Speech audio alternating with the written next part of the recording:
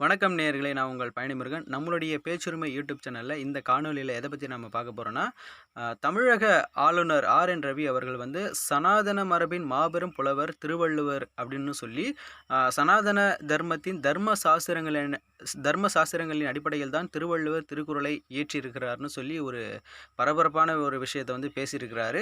இந்த காணொலியில் முழுவதும் நம்ம இதை பற்றி தான் நம்ம பார்க்க போகிறோம். அதுக்கு முன்னாடி நம்ம சேனலை இப்போ தான் நீங்கள் புதுசாக பார்த்தீங்கன்னா சப்ஸ்கிரைப் பண்ணி பெல் ஐக்கனை கிளிக் பண்ணி வச்சுக்கோங்க. அப்போ தான் நம்ம சேனலில் போடக்கூடிய வீடியோஸ் எல்லாமே உங்களுக்கு நோட்டிஃபிகேஷன் வரும். அது மட்டும் இல்லாமல் இந்த காணொலியை வந்து ஸ்கிப் பண்ணாமல் பாருங்கள். அப்போ தான் நான் என்ன சொல்ல வரேங்கிறது உங்களுக்கு நல்லா தெளிவாக புரியும். இப்போ வீடியோக்குள்ள போகலாம் வாங்க.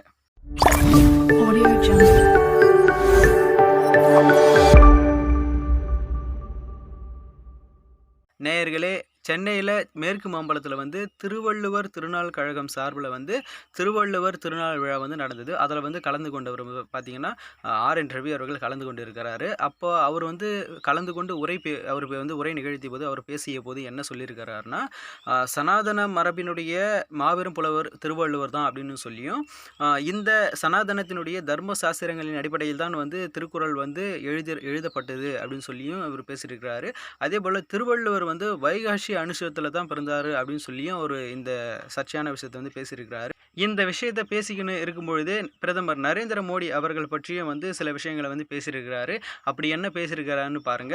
பிரதமர் நரேந்திர மோடி அவர்கள் திருவள்ளுவரின் மிகப்பெரிய பக்தர். திருவள்ளுவரின் கொள்கையை உலகம் முழுவதும் பரப்பி வருகிறார். பிரதமர் மோடியின் தொலைநோக்கு திட்டங்களுக்கு திருக்குறள் உந்துதலாக இருக்கிறது அப்படின்னு சொல்லியும் சில விஷயங்கள் சொல்லியிருக்கிறாரு. இன்னும் என்ன சொல்லியிருக்கிறாருன்னு பாருங்க. கற்க கசடர கற்பவை கற்றபின் நிற்க அதற்கு தக எனும் குறளின் அடிப்படையில் புதிய கல்விக் கொள்கை உருவாக்கப்பட்டுள்ளது. தேசிய கல்விக் கொள்கையின் அடிநாதத்தில் திருவள்ளுவர் இருக்கிறார். சொல்லப்போனால் புதிய கல்விக் கொள்கை உருவாக்க காரணமாக திருவள்ளுவர் தான் இருந்துள்ளார் அப்படின்னு சொல்லி அவர் சொல்லியிருக்கிறாரு. அதே போல் 70 ஆண்டுகளாக பிரிட்டிஷ் பாடத்திட்டத்தை தான் பயின்று வந்தோம், அது நம் அறிவை பெரிய அளவிற்கு வளர்க்கவில்லைன்னு சொல்லிட்டு அவர் வந்து பிரதமர் பற்றியும் இந்த தேசிய கல்விக் கொள்கைக்கு அடிநாதத்தில் வந்து திருவள்ளுவர் தான் இருக்கிறார்னு சொல்லி இந்த கருத்தை வந்து அவருடைய கருத்தை தெரிவிச்சிருக்கிறாரு. அது மட்டும் இல்லாமல் நிர்வாக கொள்கை, கல்வி, பொருளாதாரம், வெளியுறவு கொள்கை போன்ற பல்வேறு கொள்கைகளுக்கு வந்து திருவள்ளுவரும் திருக்குறளும் வந்து அடிப்படையாக இருக்குது.